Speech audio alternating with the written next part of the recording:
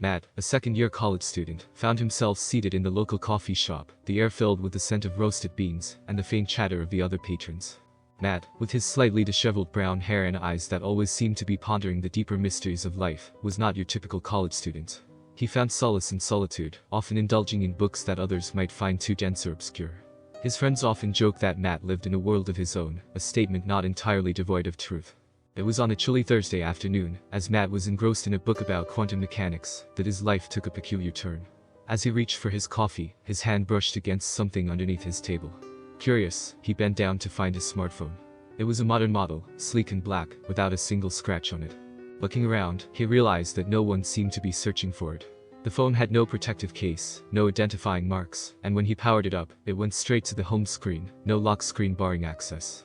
Initially, Matt considered turning the phone into the shop's lost and found, but something about the device intrigued him. It was as if the phone had appeared out of nowhere, meant for him to find. Rationalizing that the owner might call to claim it, he slipped the phone into his bag, intending to wait a few days before deciding what to do with it. As the day waned into evening, Matt couldn't shake off the odd feeling that accompanied his discovery. The phone was ordinary in every sense, yet it felt significant, almost as if it were silently whispering secrets just beyond his grasp. Unbeknownst to Matt, this small, unassuming device was about to unravel the very fabric of his reality, drawing him into a web of mystery and inexplicable occurrences that would challenge his understanding of the world. The following day, as the morning sun cast a warm glow through Matt's apartment window, he found himself studying the phone again. It was almost magnetic in the way it demanded his attention. He had charged it overnight, half expecting a barrage of missed calls or messages from a frantic owner. Yet, the phone remained eerily silent, its screen a blank canvas awaiting input. Later that day, while Matt was attending a lecture on modern philosophy, the phone vibrated in his backpack.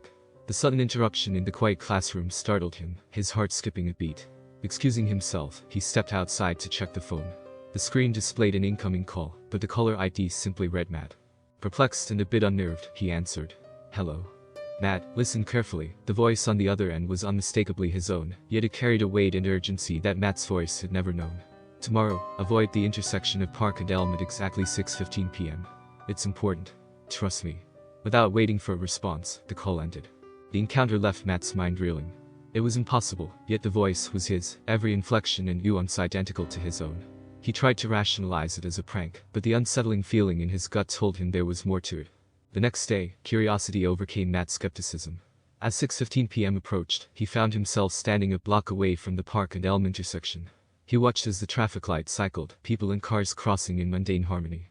Then, at exactly 6:15, a deafening crash echoed through the streets. A speeding truck ran a red light, colliding with a small car. The accident was severe, the kind that left bystanders whispering about fate and miracles for those not caught in its wrath. In that moment, Matt's skepticism shattered. The call, his voice, the warning, it was all true.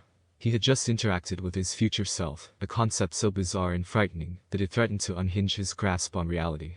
Little did he know, this was only the beginning of a journey that would lead him down a path of unimaginable discoveries and harrowing encounters. The phone in his hand was no longer just a device. It had become a portal to a world Matt never knew existed, a world where time, as he understood it, no longer followed the rules. In the days that followed, the phone became the epicenter of Matt's world. The calls from his future self grew more frequent, each one delivering a prediction or warning. They ranged from trivial to significant. From advising Matt to take an umbrella for an unexpected downpour, to cautioning him against certain conversations that would lead to misunderstandings with friends.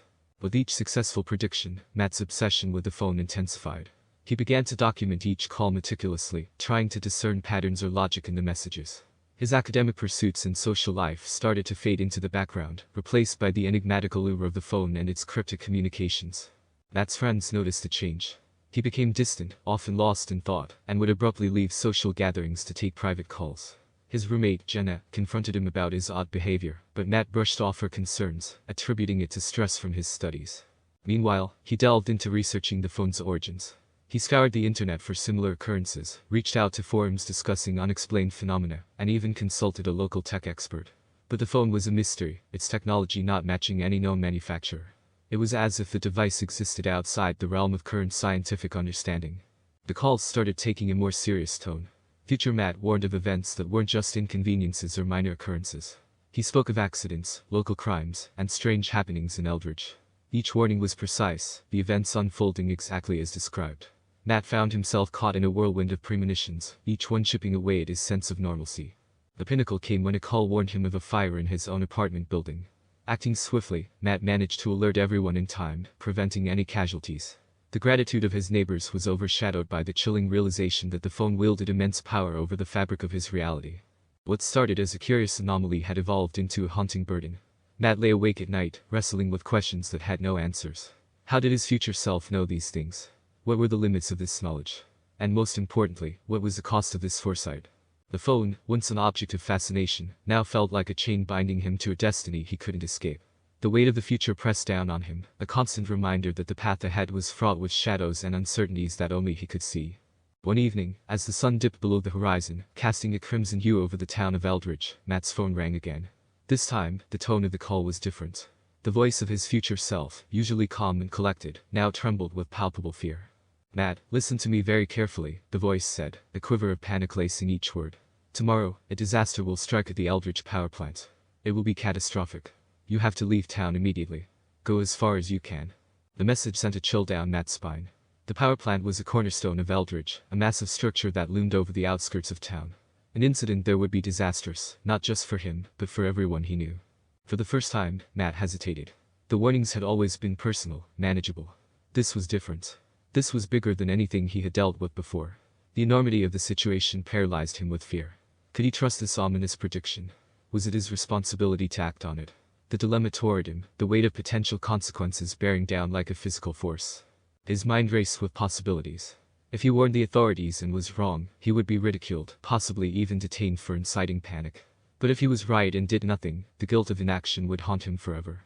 After a night of restless contemplation, Matt made his decision. Driven by a mixture of fear, responsibility, and an unshakable faith in the phone's predictions, he resolved to act on the warning. He anonymously tipped off the local police about a potential threat at the power plant, and then prepared to leave town. As he packed his essentials, a deep sense of dread settled in his heart. He was about to step into the unknown, guided only by a cryptic warning from a future he didn't understand. The quiet streets of Eldridge seemed to whisper secrets as he drove through, the town oblivious to the shadow of disaster that loomed over it. Reaching the outskirts, Matt looked back at the town, his thoughts a tumultuous storm of what-ifs and maybes. The phone lay beside him, silent for the moment, its screen reflecting the fading light of day. Ahead lay uncertainty, behind him a life forever altered by a device that defied time and reason. The climax of his journey had arrived, and with it, the realization that some truths come at a cost too great to bear. As he drove into the night, away from the only home he had known, Matt pondered the true nature of the phone and the future it represented. Was it a blessing, a curse, or perhaps a warning about the fragile nature of existence itself? Only time would tell, and time was a concept that now haunted Matt with every passing second. The night enveloped Matt as he drove, the road stretching endlessly before him. His mind was a maelstrom of thoughts, each more unsettling than the last.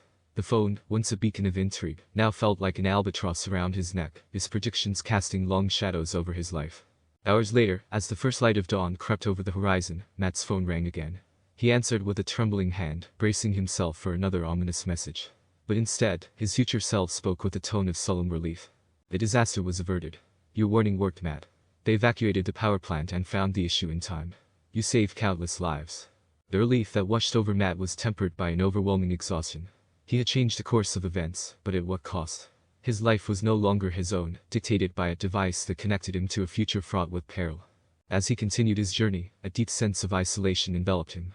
He had left everything behind. His home, his friends, his normal life. The phone had given him the power to alter the future, but it had also taken away his ability to live in the present. In the following days, Matt grappled with the implications of his actions. The phone's silence was as disconcerting as its ringing had once been. He was disconnected from the future, yet the echoes of its warnings lingered. The reality of his situation was inescapable. He was now a wanderer, a sentinel standing between time and consequence, armed only with foreknowledge, and burdened by the weight of choices yet to be made. As he traveled, he began to piece together the puzzle of the phone.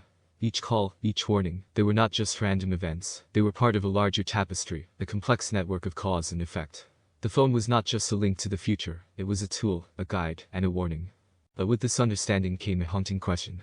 Who was he really talking to? Was it truly himself or something else, something that understood time in ways beyond human comprehension?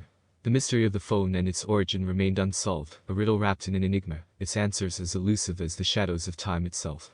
As Matt ventured into the unknown, the world around him seemed both familiar and alien. The phone had changed him, revealing the fragility of reality and the power of knowledge. He had become a guardian of sorts, a keeper of secrets that were both a gift and a curse. The path ahead was uncertain, but one thing was clear. His journey was far from over. The phone, with its ominous calls and cryptic messages, would continue to be a part of his life, a constant reminder that the future was a realm of endless possibilities and profound mysteries. Matt's journey eventually led him to a quiet coastal town, far removed from the familiar streets of Eldridge. Here, amidst the sound of waves and the serene views, he hoped to find some semblance of peace, a respite from the relentless tide of foreknowledge that had defined his existence since finding the phone. As days turned into weeks, Matt settled into a new routine, one marked by introspection and solitude. The phone, now a constant companion, remained silent, its screen dark and inscrutable. Matt often found himself gazing at it, wondering about the next call, the next fragment of future revealed. But the call never came. In this period of quietude, Matt had time to reflect on his experiences. The realization dawned on him that the phone's silence was as significant as its calls. It had served its purpose, guiding him through a labyrinth of choices and consequences, leading him to this point of self-discovery. The final revelation came unexpectedly one evening as Matt walked along the beach. The phone vibrated, a single brief tremor that felt like a thunderclap in the stillness of his life. It was a message, not a call, displayed on the screen in stark, unambiguous words. Your journey is your own. The future is unwritten. The message was a release, a liberation from the chains of destiny that the phone had imposed on him. Matt understood now that the phone was not just a conduit to the future, it was a test, a challenge to his understanding of life, choice, and destiny. His future self, whether a separate entity or a construct of some greater force, had been a guide, leading him to this moment of realization. With a sense of purpose renewed, Matt turned off the phone for the last time. He decided to leave it there, on the beach, allowing the tide to claim it, a symbolic gesture of letting go. As the waves gently swept the device away, Matt felt a weight lift from his shoulders. He was no longer a prisoner of the future, but a participant in the present. In the days that followed, Matt embraced his new life. He found joy in the small things, the everyday moments that he had once overlooked. He made connections, formed friendships, and began to write, documenting his experiences, not as a warning, but as a testament to the resilience of the human spirit. As Matt looked out over the ocean, the vast expanse a mirror to the endless possibilities of life, he felt a profound sense of peace.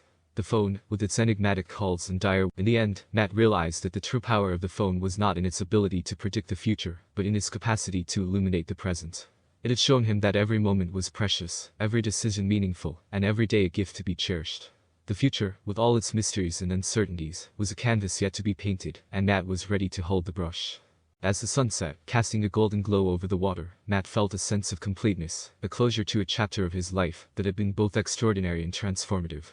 The future was indeed unwritten, and for the first time in a long time, Matt looked forward to the unwritten pages, eager to fill them with stories of hope, adventure, and the enduring power of the human spirit.